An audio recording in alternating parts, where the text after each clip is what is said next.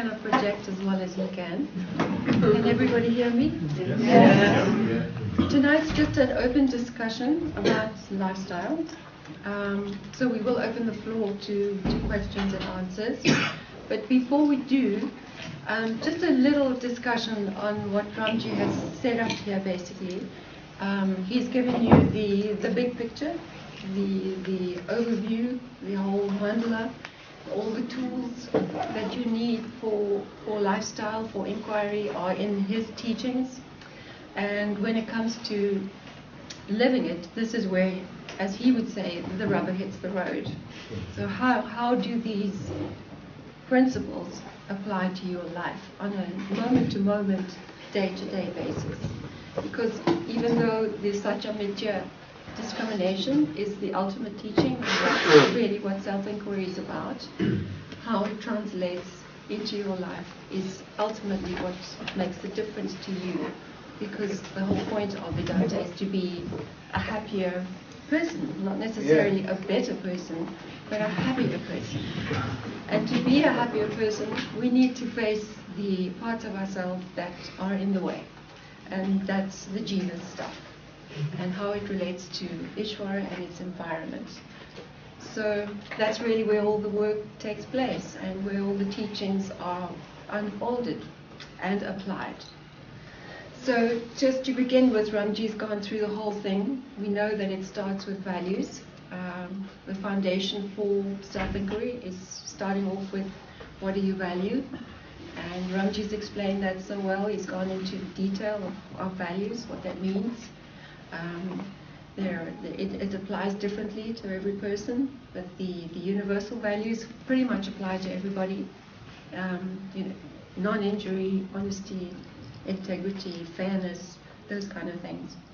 And from there on, moving to dharma. How does that apply to everybody? The different kinds of dharma. We have samanya dharma, which is Ishvara's universal laws that apply to everybody. Then you have situational ethics, how they apply to you in your specific life situations, and that is unique to every person. Nobody can tell you what or how to work out your own karma and your situational ethics. It'll very much depend also on your swadharma, your inborn personality, the Ishvara given nature that you have. And then karma yoga, Ramji's explained that at length as well, what karma yoga means: surrendering the results of your action, consecrating each thought, word and deed on a moment-to-moment basis to Ishvara, taking the results that come with gratitude and with equanimity, and then moving on to the gunas and how the gunas are unfolded, each aspect of the gunas, all three of the gunas, what they are, what their qualities are, how they work together, how each person has a given guna personality profile, and onto mind management and what that actually entails. Understanding your thoughts, the different kind of thoughts that everybody has, moving from involuntary thoughts to mechanical thoughts to deliberate thinking, and onto non-dual thinking, which is the ultimate aim. So the point of the teachings, therefore, is how do they apply to your life? And we can look at specific life situations, the main topics being relationships, stroke sex, that any kind of relationship, whether it's family or intimate relationships, moving on to work and money, moving on to entertainment, food, big one, nutrition, health, exercise, devotional practice, any lifestyle issue really that you need to discuss or feel like you have a question with. In keeping in mind that the principles that have been laid out for you are the tools that have been given to you to apply to your teachings. You have been given the keys to the kingdom, so to speak, and it's a question of how you use them. Because if the knowledge sits from the chin up, as I call it, it's not going to help you much in your lives. If it doesn't translate into your life, you can study Vedanta until you're 100 years old, but it's not going to make much difference to your experience. And after all, that is what moksha is for. It's freedom from and for the jiva. because we have compassion for the jiva, even though we know it's not real, and we want it to have a good life. So how do we do that? So we don't have a whole lot of time tonight, and I don't need to go over all the teachings because Ranji has already laid the foundation and given you the tools.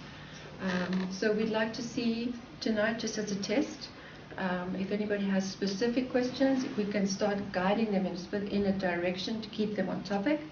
Obviously we can't get into hugely personal issues. I don't know if that benefits anybody or yourselves.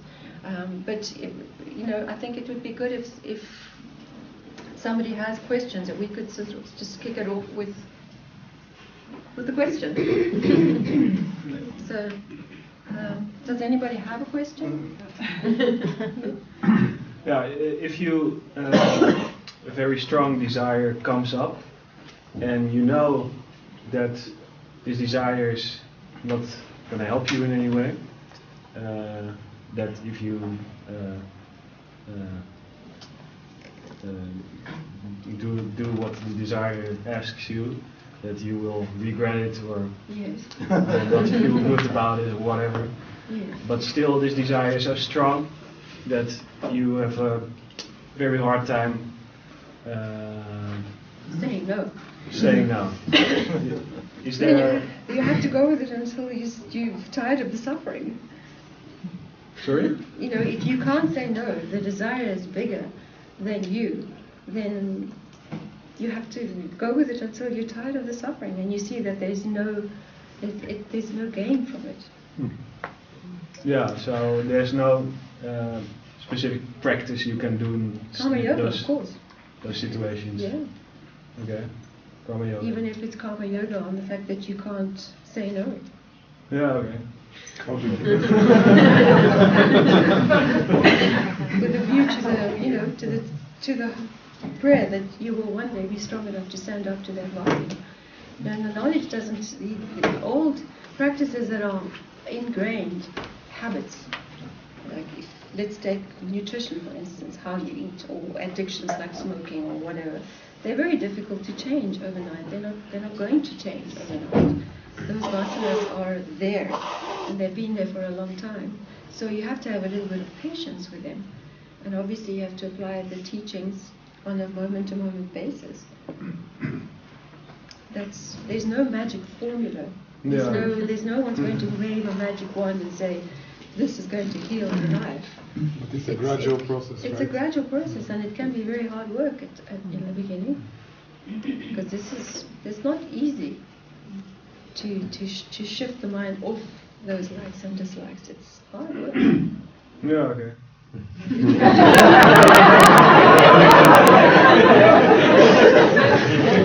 If you want a quick answer, then that's not, there is no quick answer. It takes dedicated application of the knowledge, and eventually you realize that the suffering is just not worth it. There's nothing in this. Yeah. And the desire to be free of it will one day be strong enough to stand up to that. I mean, Vedanta does require certain qualifications for self-inquiry, and one of the main ones is that you've seen that there's no joy in the object, that you've negated the value of objects. You realize that you're not going to gain anything in this world, that the joy is just not out there, it's in you. So whatever it is that you're chasing, whatever desire it is, it's a dead end. Yeah. Because you are what you seek. Yeah. But it takes a while to get the jiva in line with that. That's why cleaning up your lifestyle is not an easy thing. Even for many people who have really gone to the teachings and they know they're the self, they still have residual jiva stuff to clean up. And you could say, well, it's not real and it doesn't matter, and I'm the self and I'm not the jiva, so who cares? But how free is that really if the jiva is still, stuff is agitation or is conditioned by the gunas? Freedom is not that free. So as unreal as this world is, the jiva still lives in it. And to be free of it, you have to be dedicated to self-inquiry and just keep doing the work. Okay.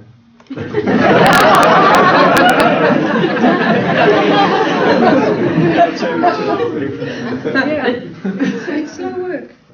Some people take decades to get through it. Some people get through quicker. It depends on qualifications. You know, how tired you are of the world and how much you sleep, but there's no answer there. Is that related to a specific lifestyle issue that you asked the question? I guess so. Do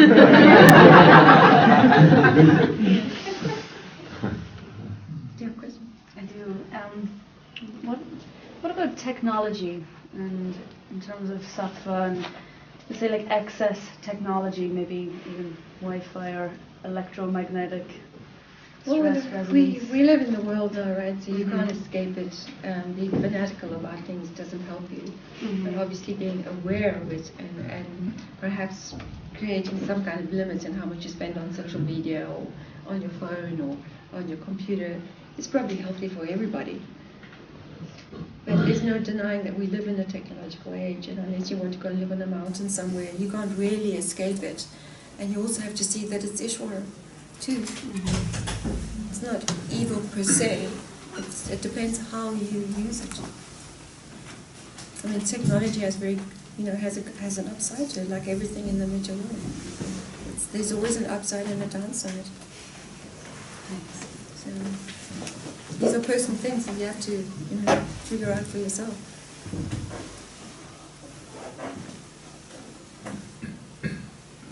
Isn't also with technology you monitor its effect on you, the person? So Yes. what he is able to manage healthfully with technology might be different for me, which is why you can't put a limit on it. If social media is really making me tamastic, then I personally must stop with it. Yes, but the danger is also that we're unaware of how things affect us, because we don't really see the unseen effects, and there's a tendency in most humans to normalize the abnormal. So you don't actually realize that this is really bad for you, and maybe for the others around you. If you're a parent and you have children and you don't set boundaries for them. So yes and no. Because I don't think it benefits anybody to be on social media, or on their computer, or on their phone all day long. If you're talking about that specific technology. So, but yes, essentially yes, everybody will respond differently to situations like that. See, it's difficult to ask questions about lifestyle. We've had this before. There's one. Yeah. There's one question here. This one first. Thank you. I'd like to ask just a little bit more about the application of karma yoga in everyday life. Yes. Because just from the basic points of the consecration of one's actions, and also the consecration of and surrendering the results of one's actions. Yes. To Ishvara, God, things like worshipping parents and things like, those basic things. It just made an impact to me because I realized I don't actually do that. Yes. I mean, no one does. I grew up in a culture that tries to do that, and I can see that India does it all the time, and highly developed spiritual culture. But actually, to start doing that in my own life, I find it really, really good. So just a little bit. Let's say you wake up. I tend to sit in the morning for a while, meditate and things like that. And so, is it a good time to do? Ramji pointed bits about it, but just practically, is it a good time to consecrate a day to Ishvara, perhaps? So how does that work in practice? Consecration of your actions, or is it all the time, every day, or how? Just Karma yoga is a moment-to-moment application of the knowledge. It's really how you live your life. But if you're talking about karma yoga as a devotional practice, well, your life can be a devotion. If you practice your life with a karma yoga attitude, it is a devotion to Ishvara, because you are really handing it over to Ishvara. And it belongs to Ishvara anyway, so there's no real handing over, but you're handing over the idea that you are in control. And it's a huge relief, because it's Ishvara's job to do your life, it's not your job. So in saying that you are wanting a specific result, you're actually saying that you know better than Ishvara what your karma should be, and you never do.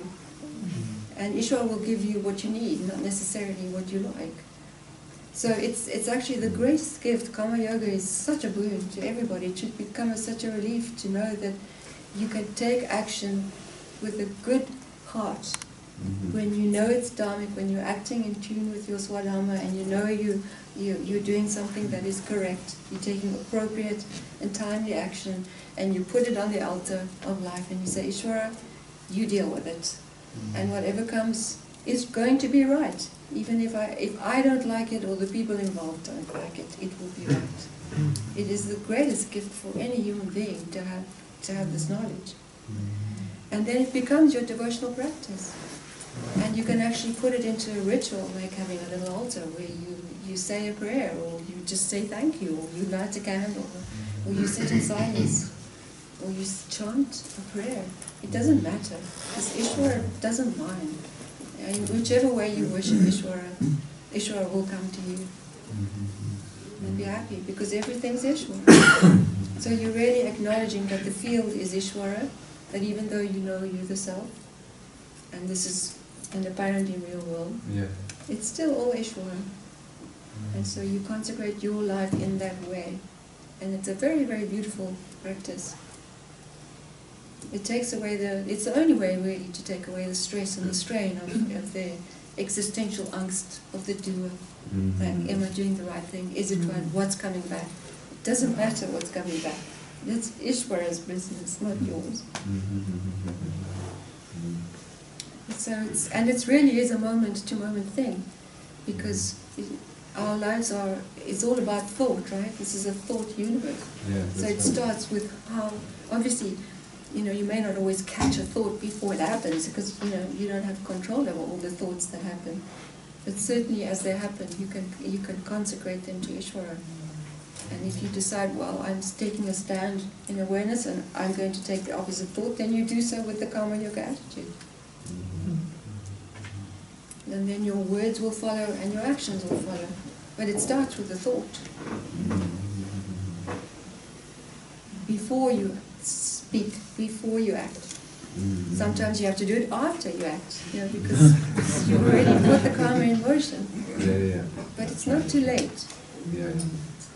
And also Karma Yoga cannot be used in situations that you're hiding out from your karma. Like in situations where you have to change circumstances, say you're in a job that you're unhappy, or a marriage that is not correct for you. You cannot say, well, I'll just consecrate this with the Karma Yoga attitude, because perhaps the appropriate action in that instance is for you to move on. Then Karma Yoga doesn't tend to work very well for you. So it's a question of understanding your own motivations and where you're coming from, and being honest.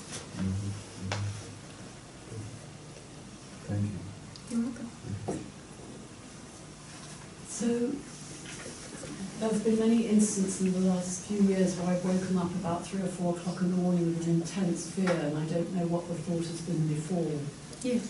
And applying Karma Yoga at that point, because the fear can be, I'm sure it's a fear of death, but I'm not sure what the fear is. It's just beginningless ignorance. It's ignorance. We call it free-floating anxiety. It's a universal vasana. And it comes with the territory of being human, because this is an unpredictable world. Nothing stays the same. You never stay the same. The body never stays the same. You don't have control over the objects. So the jiva, if you're identified with the jiva as a body-mind, you're in trouble, because you can't count on anything. So fear will be your constant companion in life, because you have reason to be worried.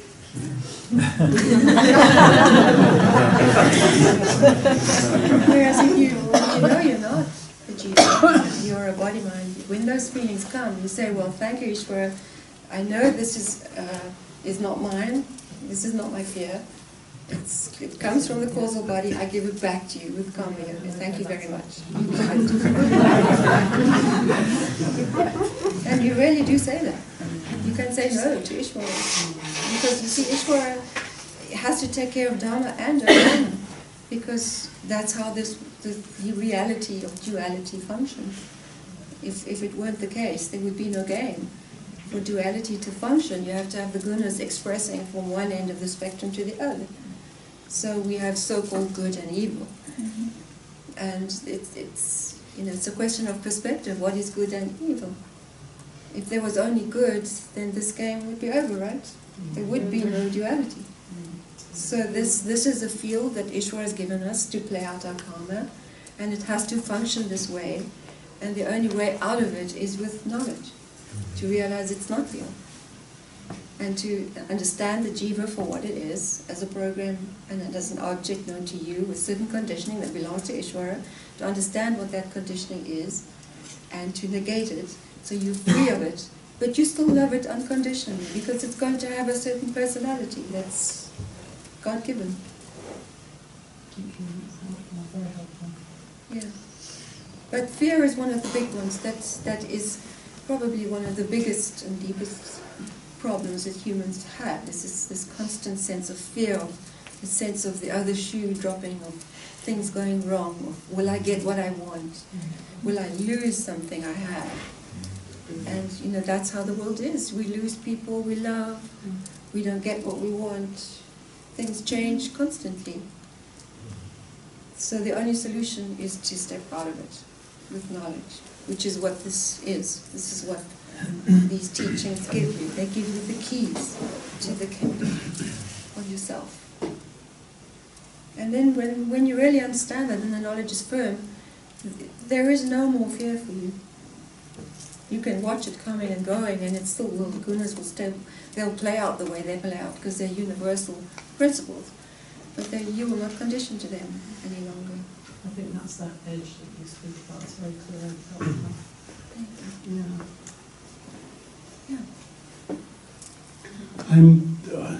I'm unclear as to how much I should get worked up about apparently other people's adharmic behaviour. Zero. Hmm? Zero. What's the point? Get up about it. You can't change other people. You can only take care of your own and your own karma. And you can decide how you want to relate to people who are a dharma. It's not always easy if they're people who are close to us, that we're in relationship with or related to, like family. That's not always easy to work out, but you have to associate with people who are of the same values as much as possible. So, kind of, how much do you protest against the local council? Things like that. It depends. There's some of us who are meant to be activists, and that's our swadharma. But if you're trying to do it because you think you can make a difference, or you're going to change the world, you better not try and do that, because Ishvara doesn't like do-gooders. Do-gooders think that they know better than Ishvara what should happen. But Ishvara doesn't like or dislike, wasn't it? Sorry? Ishvara doesn't like or dislike, wasn't it? Doesn't like do-gooders very much, No. because they think they know better than Ishvara. It's different. It doesn't mean you can't help or you can't do good, but it depends on your motivation. If you're doing it from the place of or the idea that there's something wrong with the world and you have to fix it, it's not a good idea. No, but if there's blatantly things that are creating more suffering. Yeah, well, there are things that you will know that are dharmic for you to do. And if there's a time to speak up, there's a time to fight. There's a time to, do like I do, to go to war. And, to take a stand, definitely. And not avoid conflict. And there are other times that it's better to walk away from it, because it's none of your business and you're not going to make a difference. You'll only make it worse. It all depends on motivation and values and karma yoga. Again, you can't escape those. No, I get the karma yoga bit, so Yes. it's just, whether one puts one's head above the parapet to get shot at again, or to see whether the world wants to change or take notice. Or The karma yoga is not about not acting, it's about the spirit in which you act. Mhm. So if you take appropriate and timely action with the karma yoga attitude, that's often the dharmic thing to do. Sometimes it's just you gotta let things go. And sometimes you just can't do anything about the ills in the world. Yeah, most of the time. Yes, that's right. It's sad, but we don't know the mind of Ishwar. No. Only Ishwar is omniscient and has the knowledge of all the factors in the field, and we have such a small scoped view. How do we know? And we can look at the world today with Trump and all of that and think, what a disaster. But maybe it's a catalyst for great good down the line. Who knows? Like Ramji says, it'll swing one way or the other. That's the nature of nature. It's more when it's sort of fairly close to home and Yes. how much sleep do you lose, how much... Well, the whole thing about lifestyle issue, about self-inquiry, is to aim for peace of mind, right? Yeah. You want to aim for sattva, so that's the guna you aim for. That's the springboard for self-inquiry. It's not the destination, it's just the springboard, because it's already who you are. That's the nature of the mind. And you can't make yourself more sattvic. You can only bring rajas and tamas into balance with sattva. So that's the aim. What is the most sattvic thing for you to do in this situation? What will bring me the most peace of mind? So so you act when you know that you have to act, and if you just wonder about whether you're going to act, then it's probably better not to Yes, act. if you're acting because you think you're going to change the world and do good, that's probably not a good motivation. But But it's because it is time for you to confront a situation and you have to take a stand. You know what's the difference. There'll always be a clear indication for you. Well, I mean, sometimes there isn't, Sometimes the mind is too tamasic and you miss the signals. Sometimes I get too riled up and can't Yes, hear and the that's signals. too rajasic. When one good indication of when there's too much emotion, you can take it as a given that the intellect's not working. So it's probably a good thing to just wait until the emotion abates, so that because your emotions in control of the intellect, that's a really bad place to be. Thanks. I have a relationship question. Yes. So I have, we did, my husband is here, Christoph. We did a lot of relation work together because we know each other for 30 years now, so we had a lot of things. And then the last years with the Byron Katie did Yes. also, it helped, it softened a lot our relationship because we realized we were projecting on each other and Yes. only had images of each other and so forth Yes. and so on. But I still have, and that's my question, I can really get irritated at him. It's always always the same thing coming back. So what interests me is and I will give an example if you're okay. Should I leave? Don't worry, we all have the same issue. So it's like here we are doing Vedanta together. It's new to me. He already read the book, and so I didn't. And then we get up in the morning, and the first thing we do is talk about it. Now I realize it's not a good idea. We should be a bit quiet in the morning. But we get up, and because we like it, and we're a bit excited, and then I say something about Vedanta that I understood, and he says, "What do you mean by that?"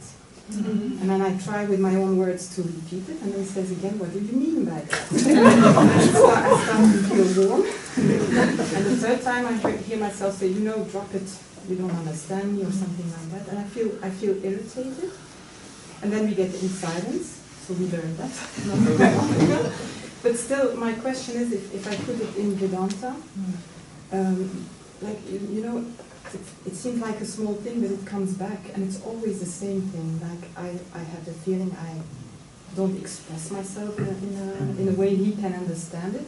If it's about knowledge, then, no? Yes. Because I always want to go to the practical side of things, and not only in the theory. So the question is, how could I put it in words here? Like, what is the Vasana or the Karma Yoga on this? We had a discussion earlier, and you really jumped into Vedanta, into the deep end, right? You haven't really read any of the books yet. You haven't done any of the preparatory work, so to speak. Mm-hmm. So perhaps your frustration is that, in that you need to start at the beginning, because it is a methodology, it's a progressive teaching. So if your husband has read that, maybe he is asking you what you mean when you haven't had the chance to do that work yourself. So perhaps you should not discuss it until you have, or start at the beginning and then work through the book with him, going very slowly, or do it on your own, because it's essentially self-inquiry is done on your own. It's always nice to bounce off other people, but it really is about you, going within you, and exploring, what the conditioning is that makes up this particular jiva. Yeah. The things that irritate you will always be repetitive. They are for everybody, because it's usually the same issues. Yeah. So perhaps it's related to a self-esteem issue, some issue where you feel a little bit sensitive, and so there's a little bit of a trigger there.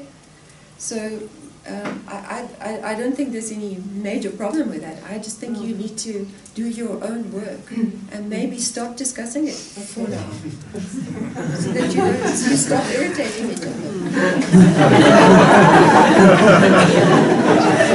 Think of anything else, can you? That's right. You gotta learn the language. Yes, you gotta learn the language. This is like a different world. We have our own language. And once you learn the language, then it's easy to communicate. But if you don't know the language, It's like trying to talk to somebody who doesn't know anything about Vedanta. We just silent. it's hard. Yeah, you can't really we tell don't speak them. a word to people. When we're in company out there with some saris, we're like invisible people. We don't say a word. We're like ghosts. They don't know who we are, and we don't say anything. Because there's no way to communicate it. So it's not that I don't think you have a problem with, you have shared interests and shared values in this, which is very good. But do your own inquiry. Don't frustrate each other. Rely on the teachings, and if you have a question and you need an answer, then write to us. Learn the language. Start at the beginning. Yeah. Thank you very much. You're welcome. It's helpful. Regarding this, what you said earlier, when you learn about Vedanta, for me, it's like this impulse to share it with people. Yes. So, better not, right? It's part of our duty as inquirers and Vedantins is to pass on the teachings. But on the other hand, if you talk to people who have no qualifications, you're probably wasting your time, and they're probably going to think you're crazy.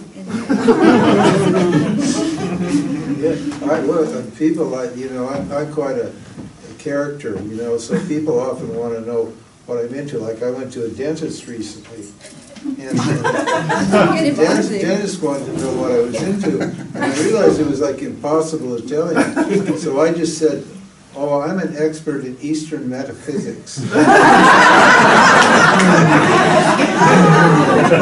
Having worked on my teeth. Yeah, we kind of avoid the question. People say, "What do we do?" Say, "Oh, what should I say?" If we say we're teachers, then what do you teach? So, what do you Reality. Yeah, reality, yeah. I had a guy ask me about my home at a potluck, a big party. Asked me about my home. I said, it's a symbol of reality. He said, I don't want any of that. Took another drink.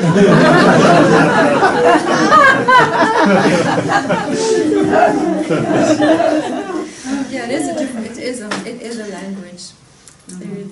And the terminology for Vedanta is very important.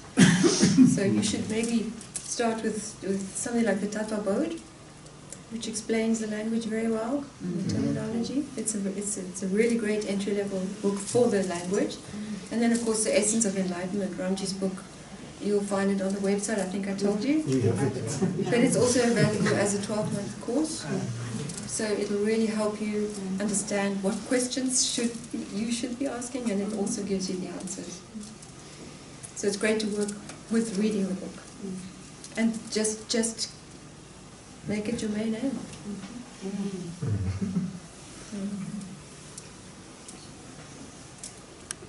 Good evening. So I wanted to ask if you could provide us some examples, field studies or demonstrations as to how would one apply practically Vedanta teachings, including the values today that we discussed, in the matter of conflict resolution in both a business or a workforce environment with other acquaintances or employees. How would we, for example, if I'm confronted with a situation where I'm disagreeing with somebody in my job, how would I apply Vedanta, if you could provide us some examples, to walk away whereby we're both happy and we're both resolved it in the light of the knowledge of Vedanta that we've studied? Well, assuming that you'll be dealing with somebody who has no clue about Vedanta, right? So you would have an understanding of the teachings and you want to apply them in your environment, where the knowledge of the gunas and karma yoga would be essential in that. You apply the teachings, because if you understand the way the gunas work, they work out in very predictable ways, with very predictable thought patterns and emotions that go with each guna. So if you have knowledge of how the gunas work, it's like being clairvoyant in a situation. You know how things are unfolding. You can see, okay, this situation is extremely rajasic, this situation is very tamasic. I need to bring in some sattva. Or, if it's very rajasic, I need to bring in some sattva. If it's very tamasic, I need to bring in some rajas. We always say that the guna knowledge could be incredibly instrumental in the human resources fields, if people could apply them in a very practical way, because they do have a very practical application, even if they're separated from the doctrine, because they're universal principles, and everybody really knows those energies, even if they don't know them as gunas as such. So it would be for you to apply that knowledge in your specific situation, so that you can relate to it in a way that's dharmic for you. You might not always be able to change the whole situation, but you could certainly apply the teaching so that you walk away satisfied. Maybe the other person won't, or the situation won't, unless you can teach it to the people you work with. Or can you provide us an example as to how to apply the guna knowledge? Well, you need to learn what the gunas are, how they manifest. Ramji's explained them very well in his book, the Yoga of the Three Energies. I'm about to bring out a lifestyle book on the three gunas. And in both books it explains that you can actually separate them, uncouple them from the doctrine, so to speak. And you can apply them in a very practical way with secular karma yoga to samsaric situations, with people that are not inquirers, in other words, worldly people. We don't know of any field studies that are going on per se. I don't know of any. Give an example of a problem and see maybe somebody can tell you how to solve it. In general, in a conflict situation, in like an office or a business or even a family, it doesn't. Are you talking specifically in a business situation? Well, let's take a business situation. Let's just say that a customer is not happy with my service, and I've done all I could to satisfy their needs, their wants. And despite the fact that they're still negating my offer, and they're still presenting themselves in the light that is negative from my point of view. So in that moment, my question is, what would one do, or what could one do in order to diffuse the situation in the light of, in this example, the three gunas? Well, you'd need to bring in some sattva into that, bring in some peace. Which means what? Calm the person down, but with kind of language that is not confrontational, that tries to please them. Explain that you've given all that you can. Could the person please just explain to you exactly what else they want? And I mean, there are some people that you're never going to please, right? So what can you do? They're just difficult customers. No matter what you do, you can stand on your head and you won't please them. So within the possibilities of what you can provide for them in that specific service, you say to them, excuse me, madam, sir, madam, whatever, this is my, I'm really trying to please you, I'm trying to serve you to the best of my ability. This is what I've offered you. Can you explain to me if there's something that I'm missing? Just in conciliatory language that brings a kind of clarity and peacefulness to the situation. Not all situations can be resolved with it, because there has to be What about give you your money back?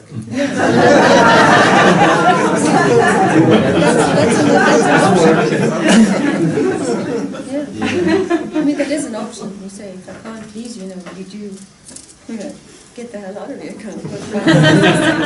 No, I know what you're saying. So guess also in that situation one could apply the values today, for example, honesty. Yeah. Yeah. Totally. I mean, that's more how you relate to it as, for yourself. You know you're doing your best. You're doing it with karma yoga. You're bringing value to the situation. You're being honest. You're doing everything you can to please the customer. Beyond that, if they're a difficult customer, you say sorry and I can't do any more than this. And anyway, the results are not They're up not to in me. your hands, exactly. Yeah. Yeah. So it's always karma yoga and Buddha Well, knowledge. you want to please them.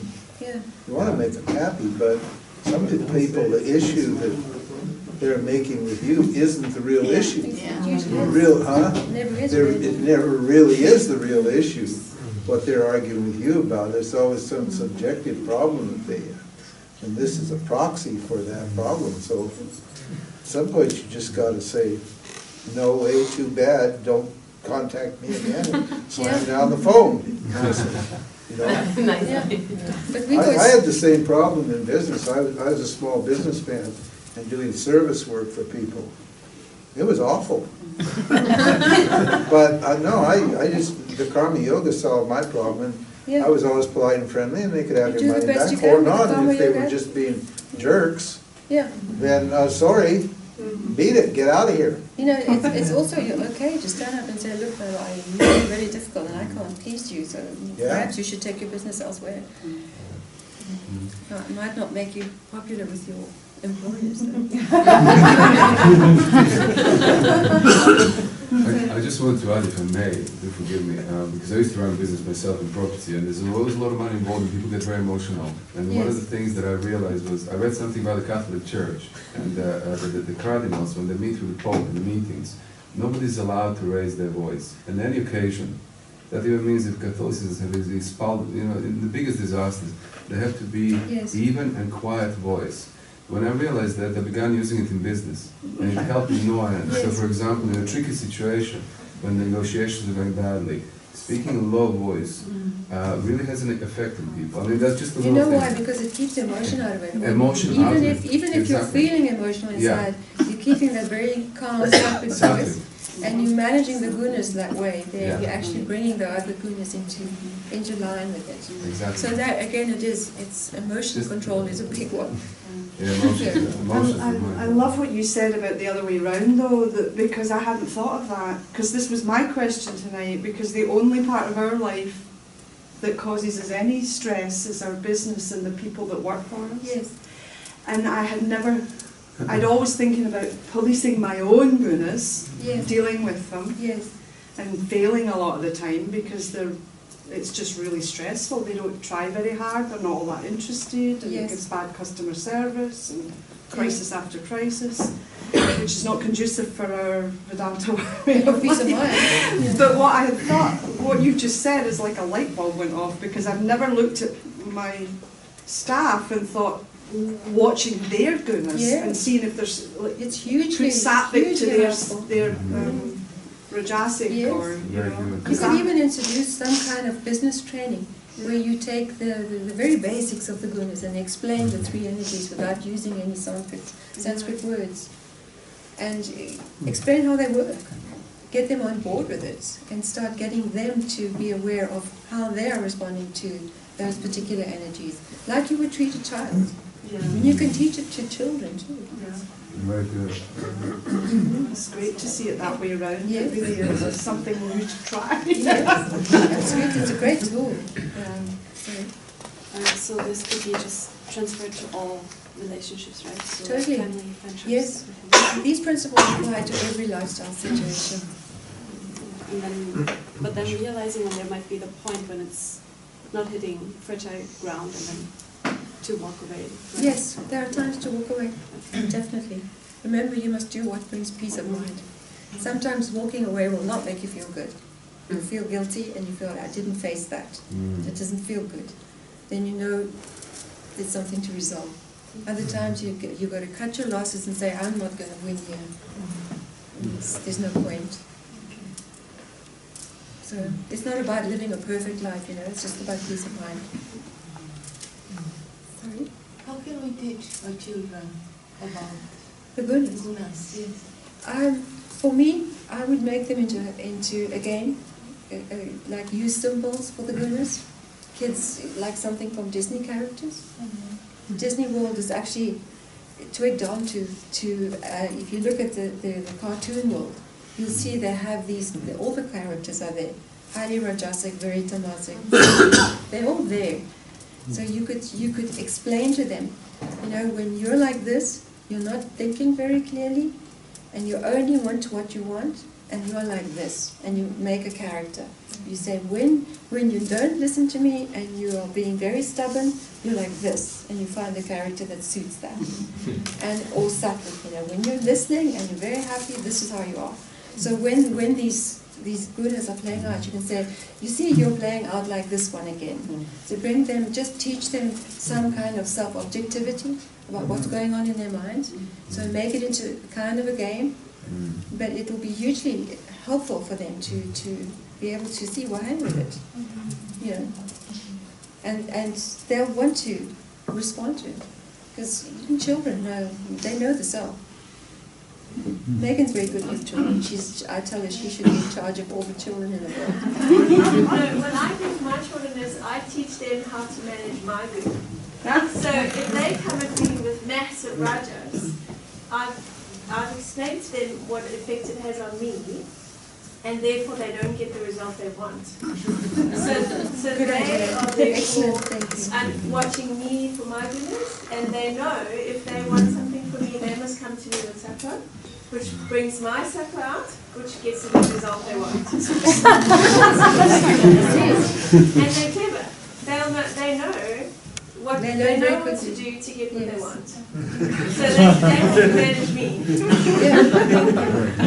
They think they're managing you, but you're actually managing them. Either way, we're all happier. Yes. It doesn't matter. So it doesn't matter who's doing what, but they know how to manage me, and then it works there. But have you actually explained the three gunas to them in any way that they can, in a simple way? I just use the normal. I just use sattva, rajas. We don't do Disney much, so it doesn't mean much. It doesn't matter what you use. But they understand the feeling of rajas. Yes. They understand the feeling of sattva and the effect that it has on their life and their siblings. This is the thing. Everybody does know the three gunas because they're just common sense. I mean, we all experience them all the time. 9 and 7 boys. And they're boys and they're very majestic, but they know how to manage each. We all manage each other, and we use this terminology. They understand it. Yes. So do that in a workplace.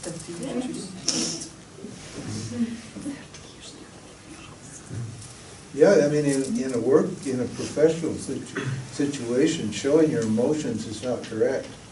You're meant to suppress your emotions and speak professionally.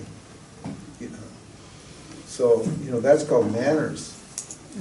I mean, if you have good manners, you're already in harmony with dharma because you're able to listen carefully, with dispassion, and you're able to present your viewpoint very in a quiet, soft, gentle voice, in a pleasant, low voice, and that basically changes the whole dynamic of the situation. Well, it does in any situation. As soon as emotions are in charge and they're hyped up, you can bet that discrimination goes out the window. Yeah. So, in a relationship, work, children, whatever, the thing is to do is to bring down the emotions first. And manage them with guna knowledge, because all emotions start off as thoughts, and all the gunas have very predictable thoughts and emotions that come from the thoughts.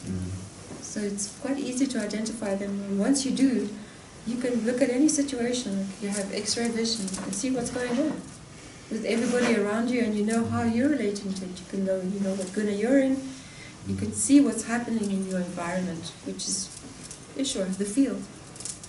And then you can respond appropriately. But as long as you're emotional, not possible. So that's the big thing. The gunas are about emotion management, really, mind and emotion management, thought and emotion management. That's what it amounts to. A happy life amounts to managing your thoughts and emotions. mention the goodness. Bearing in mind that kind of peace of mind is the ultimate state, is the ultimate state. You know what I mean? What happens, so if your Swadharma, for example, is to be a writer or something, and then you love writing, it brings you peace and ease, but then Ishvara is giving you the nudge to release a book, but that doesn't bring peace and ease to you, that's scary, or that kind of ruins the peace within your mind. Is it better just to not publish the book, or and to do, like, work in a shop or do something that's more peaceful for you, or is it better to Well, the thing would be to investigate why you're afraid of releasing it, and go into the fear. What is there to fear?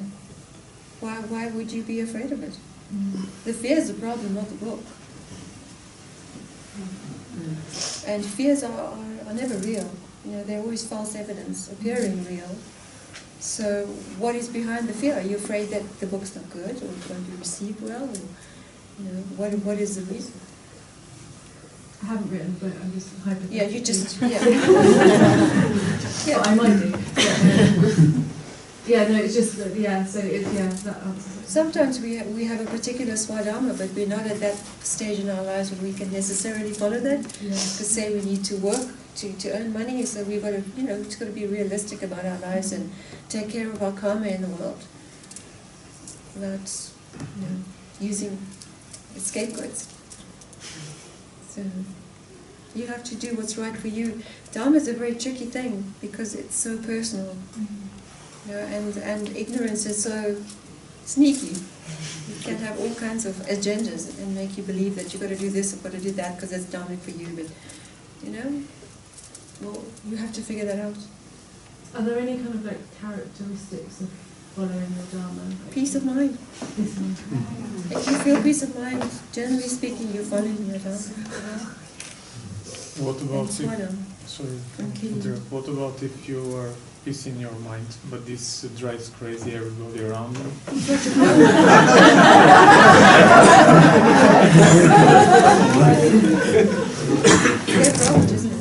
Well, in a way, yes, like, until it becomes yours, I suppose. Well, what can you do? You can't manage other people's goodness or their karma for them. You can only manage yours. So what, you want to have an agitated mind so that they don't feel so bad? You know, that doesn't work either. Yeah. You have to do what's right for you. It often causes problems in relationships and in marriages and in families. My family I don't have much contact with them. Since I met Ramjeet, they think I'm with the cult leader.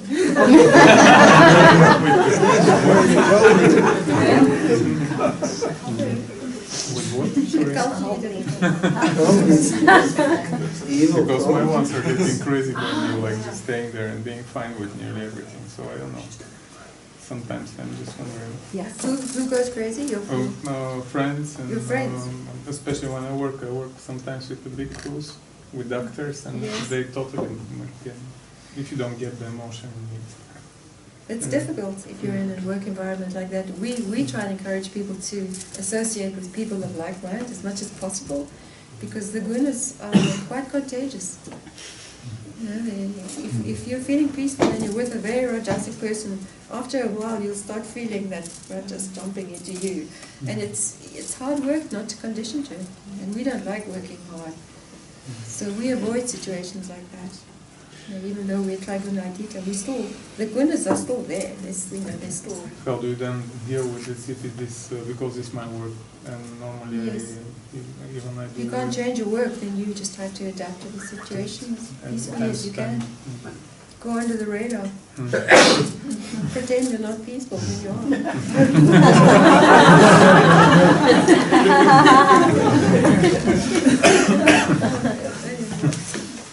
But it is a problem.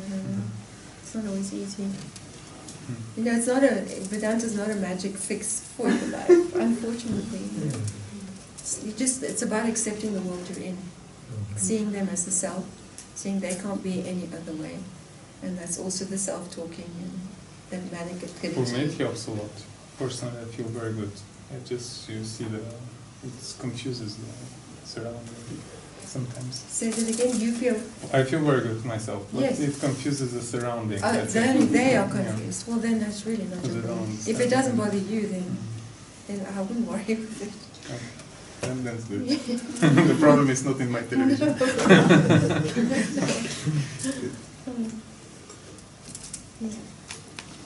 In relationship to diet, you know, you're going to write it's in your Yes, new my book a lifestyle lot. book, I have dealt with diet. There's nothing prescriptive about it. There are general rules because each body is slightly different, so there's no ultimate right way. Is for everybody. Ayurveda, is it in the scriptures, do you talk about Ayurveda at all? Or Not really. No. I don't refer to. I mean, I have read it and I've referenced it, but it's not based on Ayurveda specifically. Yeah. It's looking at the macrocosmic field and the natural laws that run in that field and how they relate to diet. Looking at the different attitudes towards diet and the best attitude that works for you, given the knowledge that's the knowledge that's available, and making informed decisions and really working out for yourself what works best by understanding the gunas. Seeing the unseen effect of foods, how you feel if you eat this kind of food, how you feel if you don't eat that kind of food. You know, working it out slowly to see what is the way your mind is most cyclic. Because it's not about getting a perfect body or attaining ultimate health. It's about peace of mind. And if the body is not well, then it affects the mind. The gross body will affect the subtle body if it's not well. So. And you know you don't want to walk around in a body that's breaking down. It's not much fun. So you want to look after it with knowledge. I mean, one thing I could maybe contribute here is that what we talked about, living up to an ideal, is very dangerous. Yes. You know, like veganism, for instance, that's an ideal. It's an ideology. It's an ideology. It's an idea. It's a concept. And so, you know, maybe that particular idea, a radical application of that idea is suitable for you, but maybe it isn't. So you don't, So I think what you need to investigate the principles involved and the knowledge that's behind it and work it out if that really works for you. Because there are certain nutrients that everybody needs, and you need to get them from somewhere. So if you have a very, very strict attitude in veganism, and it sometimes can be dangerous to your health. We certainly come across some vegans who have destroyed their health. I know. What was that book? What was that book you read by that woman? There are many. The Vegetarian Myth. Yeah, there are many others. But then let's not get into it now. Okay. That's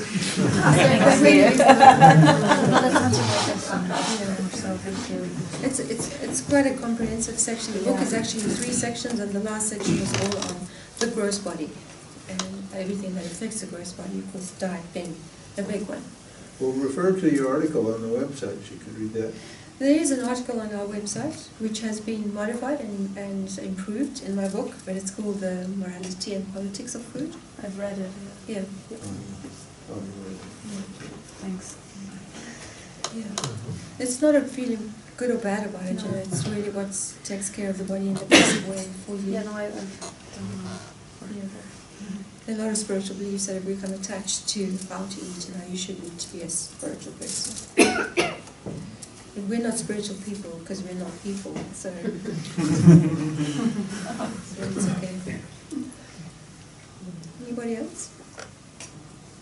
Sundari, I just wanted to go back to what you were talking about before about applying karma yoga on a moment-to-moment basis. And in terms of thoughts, consecrating your thoughts to Ishvara, is that basically just the recognition that they're Ishvara's thoughts, or is there more involved?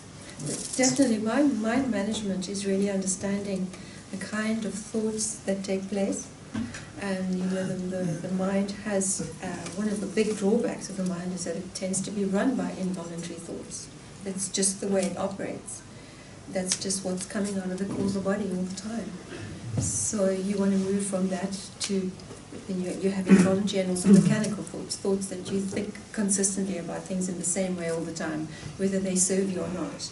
And you want to move that thinking towards deliberate thinking, which you do with Guna knowledge and with taking a stand in awareness and practicing the opposite thought. That's very much part and parcel of Karma Yoga, is learning to think deliberately. Of course, no thought is ultimately yours. All thoughts belong to Ishvara. But you can definitely choose to think a way that brings you peace of mind. If you have very agitating thoughts and you take a stand in awareness, you do so with the Karma Yoga attitudes. I don't want that thought. That will not make me feel good. So I'm going to think this thought. And you keep doing that. Karma Yoga is really it's a thought by thought process of a victory over that part of yourself. And so that choice to choose a different thought would be your worship of Ishvara. Yes. Yes. Absolutely. But you have to acknowledge it as Ishvara's thought first. Yeah. Then you can work with it. So you have to take it as prasad, even an uncomfortable thought. Yeah, because you didn't make yourself think that. Yeah, you didn't make yourself think that. Anger or whatever it is arose automatically. So you take that as prasad, and now you can work with it. Yeah. You accepted it. And then it's your offering. Yeah, now you can work with the thought. You can offer back to Ishvara what your view of the topic, the subject is, the feeling. Usually you can just put a full stop after whatever it is, whether it's fear or whatever it is, without having to work out all the karma that's attached to it, because it doesn't really matter. Yeah. All you need to see is the origin, which is the guna. Then you can go straight to the guna. Sundari, I heard James say something about music, and that you dissipate your silence if you listen to music, if I understood it right. Yes. But as I am very sattvic and totally peaceful all the day, when I listen to music, it's like the language of God. If I listen to Brahms or Handel or music I really, really love. Totally. Yeah, but how can that dissipate my peace? That's not for everybody. It's not really a contradiction. That's a beautiful way to see it. Absolutely. Yeah. I feel that way too when I listen to classical music. Yeah, but I think that mathematics and music are really the language of God. Well, they're one language really, aren't they? Okay. Yeah, that's a better way to look at it than my way. That wasn't my point, though. Really, my point is that, the mind needs to modify. Now, you're listening to the music for the joy in the music. Yeah. You already have the joy. But the joy is already coming from you. Yeah. So now you could, if you think of it as God singing back to you, then fair enough. It's beautiful. So you're seeing it that way. You're seeing God in everything, and that's superior to, not listening to God. With me, I'm like, in my case, I'm a writer. I'm a thinker. That's my dharma, and I can't do two things at once. Ishvara is talking to me inside, speaking the language inside, and I'm recording Ishvara's thoughts. But then if Ishvara is singing outside, Ishvara I'm going to listen to, If you listen to music. Yeah. And I have another question. But what is very peculiar is that if I've been listening to a song or a mantra, or even Brahms, not Brahms, but Mozart's Requiem, when I, hours after, the words are playing in my mind. Yes. So I have the whole Requiem in my all the words in Latin and everything, all the tunes. So they are repeating during the night, even when I think I'm asleep. I God must love singing to you. and then they are So is that rajas? Because my mind wants to have something to do. So it repeats the music. Could be. It's not very necessarily. Or just made such an impression that created a vasana, and the vasana keeps this playing. is a vasana, a music vasana. I mean, I get that when I watch a movie. a movie's really deeply meaningful, Yeah. that movie will play out Okay. all night Yeah. long. Yes, that's the same. Just made an impression. It just made an impression, creative I awesome. mean, there are some music and some movies that will definitely extrovert the mind and disturb it, and it feels rajasic afterwards. It doesn't sound like that's what it's doing for you. It makes you very peaceful, right? So. Makes you happy, sattvic action.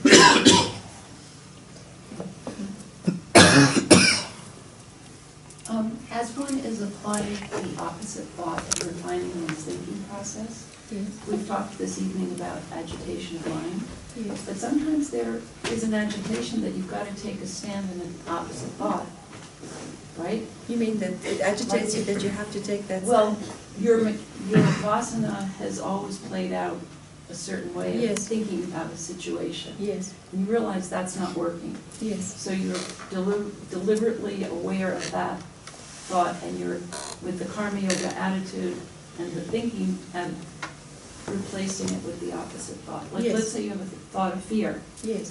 The fear of writing a book. Yes. Take that for example. But I know that doesn't serve me, so I need to have the opposite thought. But I get some fear and agitation around applying that and actually acting on that. Well, you see what I'm? Yes, it's like stretching and growing. Like sometimes there is not an comfortable. agitation. Yeah, it's not always comfortable. It's not Growing comfortable. is not comfortable for the So mind. when you because say it should always be peace of mind, Svadharma is always peace of mind, I can say that my Svadharma is not always peaceful. But ultimately, it'll get you beyond that point of fear. That's the aim, right? Right. To go beyond the fear, and that's where the sattva is. So until you're there, you'll still feel the agitation and the discomfort. Right. As you shift those vasanas and move them around, it's uncomfortable for the mind to change.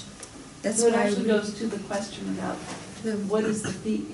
Let's find out what the fear is. Yes. Someone asked that this evening. Let's go under what that is. Yes. Absolutely, that's whatever fear springs up next, it's still fear, right? It doesn't matter what it's about. So that's just the ego putting up another bit of interference to prevent you from getting to the peace of mind, which is there, and it's beyond the fear. So you just have to go through it. So there's a bit of leapfrogging over this. Yes, and discomfort. Definitely. Growth is not all comfortable. It's not a bed of roses. The mind will be uncomfortable. And this knowledge, as you know, is counterintuitive. So the ego doesn't like it because it doesn't feel like it's in control, right? And that's exactly what it's trying to avoid. It's trying to avoid the scenario of not being in control. So you're taking it out of the job that it doesn't do well at all, which is being in control. And you're putting it down, there you're demoting it. And then doing that with the karma yoga. Yes. Consecrating it to Ishvara. Yes. Like Ramji says, we're not trying to bust the ego and get rid of it. We just, demoting Redirect it like toddler. Yeah. I mean, if the ego doesn't like it, it means you're doing good work. Yeah, expect it. It's usually a sign that you're doing it well. If the ego likes it too much, you're probably fudging it. But can it also be a little bit of ignorance? Because you feel you don't feel good, right? Yes. But that's not the mind, it's the emotion, right? Yes. I mean, Well, maybe the emotion is the mind, really.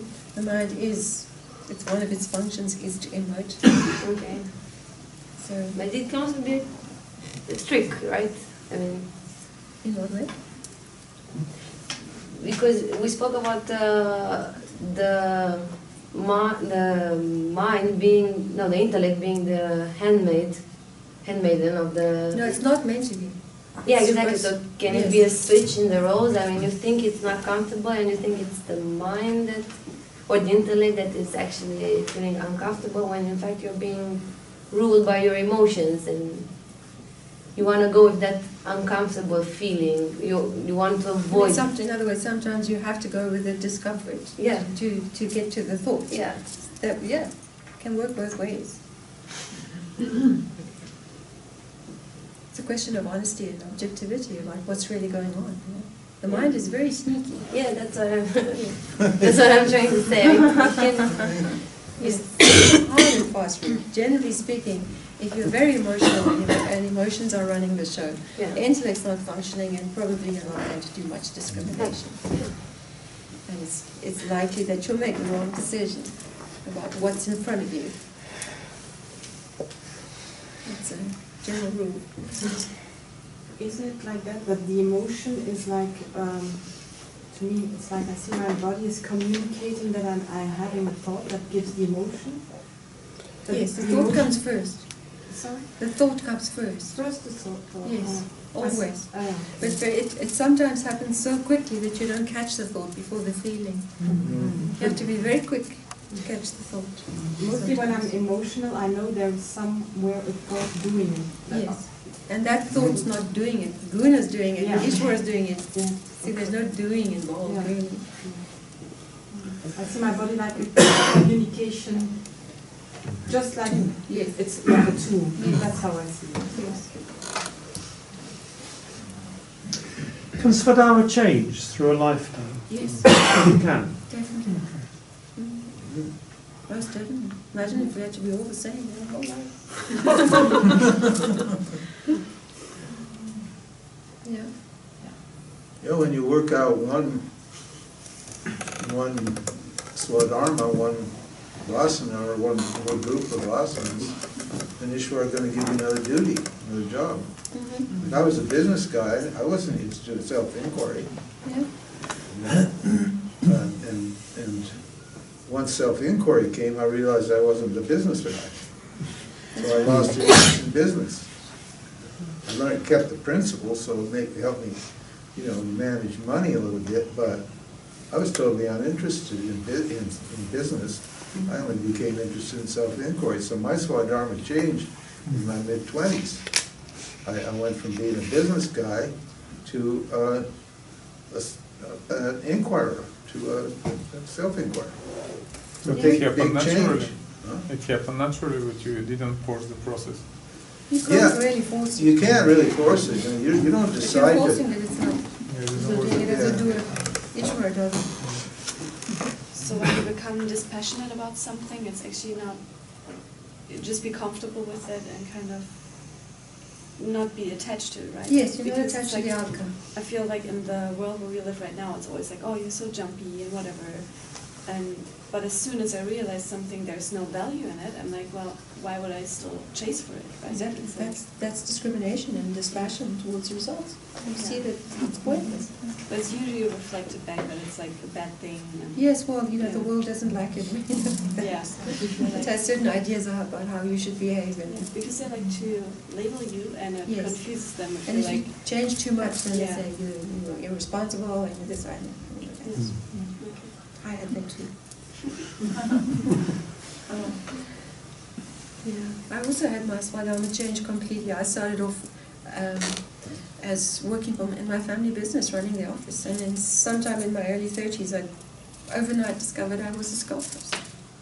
I could sculpt anything, and it just was there, and people thought I'd been secretly studying it without telling them, and I don't know how it happened. Ishwara just made the talent available at that time. And then I became an inquirer. And then I ran away with the guru. Now here I am teaching.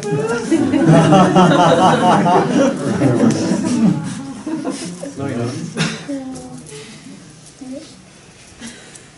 I want to make your mind a work of art. Yeah. Your life should be a work of art. Yes. It should be something you sculpt, something that's beautiful. Yeah. Don't leave it up to Ishwara, Take the scripture's version of who you are, the beauty that you are, and sculpt that. Remove away all those, ugly bits. And bring out the beauty that you are. Yeah. Become a walking altar. A walking altar, life artist. Think of yourself as a life artist. Yeah. You are the altar. And you're going to bless the world if you're beautiful, That's the way it works. And you are beautiful. There's no Yeah, if you are about beautiful. it. Yeah, you become a role model, and people listen to you. They want to, they want to be around you. They want to learn from you. They want that same feeling. Yeah. So it's good for you. It's good for the world. Okay, I think. Yeah, just two more questions. Oh yeah, today. sure. Would I'm it getting be sleepy. would it be right to say that the more focused you become on your self-inquiry, the more you're kind of deeply entrenched, the sadhanas get more sort of... Most likely. Yeah. Yeah. Ishvara will step up the heat. Yeah. Because you want to get rid of them, right? The psyche has a drive for wholeness. Ishvara. So once you're involved in self-inquiry, you're prepared to see what's there and clean it out. You get the armor. Or just accept. Well, you can just accept them, but of course, if they're still getting in the way and they're agitating the mind, you need to go into them and you need to render them the vasanas non-binding in light of the knowledge. And then you give them back to Ishvara, because they always were Ishvara. That's relieving. Yes. They always were here. They always were. Yeah. So. Yeah. Yes. Yeah, in your view, is it safe to introduce the Vedanta Sampradaya to our young generation, like our children? Or should we let our children let them find themselves this knowledge, this methodology? So as a parent, would it be valid or smart to start to introduce little, like drip feeding, for example, to our children, so that we can prepare their minds? After all, they're reborn in blind ignorance. Or should the parent back off and just let the child play out their own dharma and come to this, should they do, by themselves? Well, I mean, you have a role, you have the dharma of a parent, right, is to teach your children and to be a good example for them. So the first level, and possibly the most important level of teaching your children, is how you live, right? And to not teach them this would seem very strange, because it would prepare them and give them the most incredible advantage in life. It's not like you're sending them off to become sannyasis at 5. You can give them a little bit of knowledge about karma yoga so that they can manage their likes and dislikes, and you can teach them a little bit about the gunas and help them to manage their emotions so that they have objectivity. You're not forcing them to become something they're not. You're just equipping them with the most amazing tools to live life. Why wouldn't you do that? They can still come to self-inquiry in their own way. You're not saying, listen, you have to now sit down and read the scriptures for 5 hours a day. You obviously will do that. But if you live a truly dharmic life and you live the knowledge, they will learn from you very quickly. And you set the example, and you teach by precept as well. The values. Teaching them the values. Of course. So that's what I mean. Yeah, well, the values, they see your values. Yeah. You wrote a very good satsang a little while ago on how to bring up children. I can't remember the name of it, but I was very impressed with it. Can you remember the name of it? It's called Teaching Children, which is, well, actually I was asked the same question again, so I've fattened up the article quite a bit. It's coming out on this next lot of satsangs. No, absolutely. Do you have children of your own? Or are you just talking hypothetically? Just hypothetically. It's not about indoctrinating children. This is not a religion. It's not theory. These are the most powerful tools you can have in life. So, of course, it would be amazing to teach your children. I wish I'd been taught them. But it depends the children as well, yeah, because the children can have different vibes, so they need a different approach, maybe. What do you mean by different approach? Children are different, they're like different humans, so it can be more like this. Yeah, but this knowledge applies to everybody at all ages. It makes a difference in all stages and ages of their life. So even at a small child, if you can teach them to manage their emotions a little bit. It's not easy, because children, obviously they're young and they need to express themselves, so it's not like you're going to expect them to be perfect or anything, but at least to give them that advantage of just a little bit of knowledge and to live it yourself. Could you also see it from the side, if you become a parent of a child, that it's kind of meant to be that way? Well, you would be Ishvara then, wouldn't you? You'd be teaching them as Ishvara. Yeah, but because there must be a reason that you have the tools available, and it's not about like forcing it, but there must be a reason that you became a parent of that particular child. Yeah. Yeah, we know quite a few people who have young children. Like Matthias was bringing up his children. Yeah. Like this. I mean, I had an interesting story. I was a young boy. I never had children, but there was a young boy in my neighborhood. I met him when he was 6, and I just liked him. I used to give him a couple of rupees for a piece of candy or give him a little treats here and there. As he grew up, I bought him a bike and put him through school and various things, but I never talked about Vedanta or anything. But because he loved me, he was interested in me. So when the website goes up and he starts getting in high school, he starts reading the website. And then after a while, you know, once he got a job and so forth, we started having satsang, but I never tried to have satsang with him ever. But because he loved me and he was interested in me, he starts reading the satsang, and it's creating questions. The website is creating questions. He starts watching the videos on YouTube, and now, you know, now he's a young man. He's 21, 22, and he's really spiritual. In fact, I had this vision that he was a rebirth yogi when I met him. I had that thought. I met him behind Ramanashram under in certain circumstances, and sure enough, now the inquiry's there. But I never made a point to try to teach him anything or tell him anything. I just was, gave him love and supported him, and so. And now if he asks a question, he asks intelligent questions, and he gets the answers right away. He's had satsang with Susan here.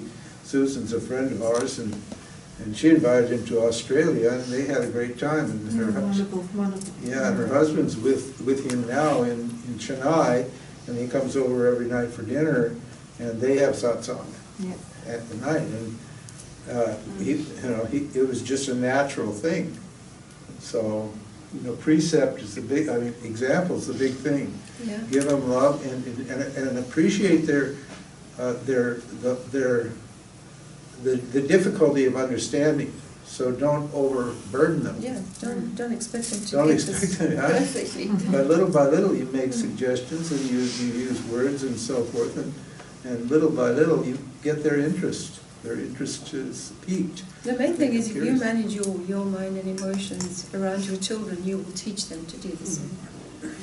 So, yeah.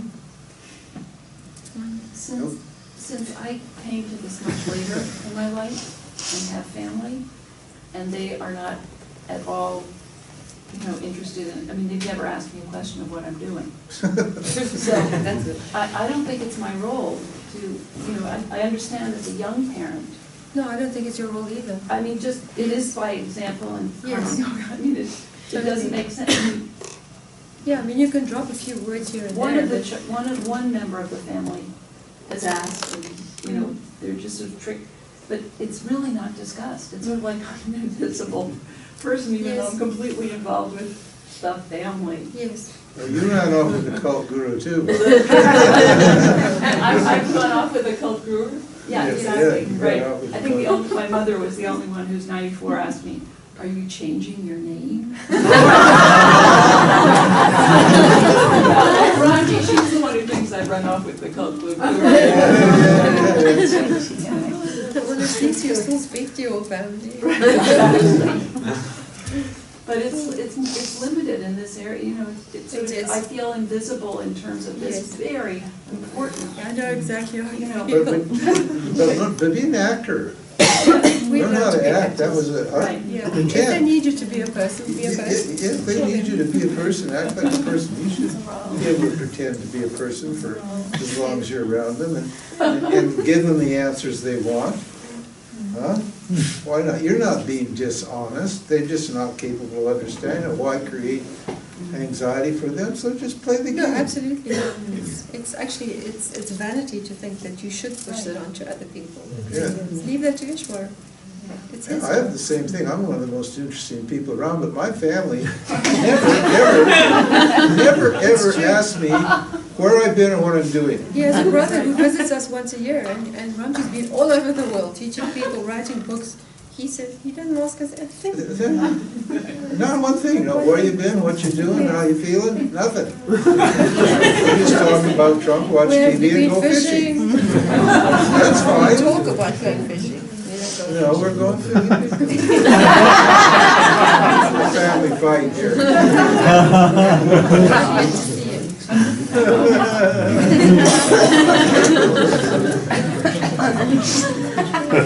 Honesty type of approach. What's that? It's a compassion trumps honesty type of approach. Yes, right? it is. Yes. Compassion trumps honesty. You know, you I don't- see them as a self.